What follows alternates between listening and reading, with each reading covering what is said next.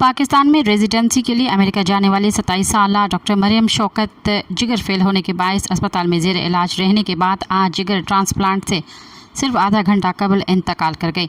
Doctor Maryam इंसानियत की खिदमत और दूसरों को शिफा देने के ख्वाब के साथ अमेरिका आई थी, लेकिन ज़िंदगी ने उन्हें मोहलत न दी। डॉक्टर मरियम रवां माह के आगाज़ में अचानक जिगर के फेल होने के बायस न्यूयॉर्क में न्यू जर्सी के रुटगर्स यूनिवर्सिटी अस्पताल में ज़ेर इलाज थी। उनकी हालत तेज़ी से बिगड़ने के सबब डॉक्टरों ने फौरी जिगर ट्रांसप्लांट का मशवरा दिया, जिस पर उनके शोहर डॉक्टर हमजा जफ़र ने अमेरिका में पाकिस्तानी डॉक्टरों की नुमाइंदा तंजीम अपना से रब्ता किया और मदद की अपील की। अपना ने इस अपील पर हंगामी बुनियादों पर फंड रेजिंग मुहिम शुरू कर दी।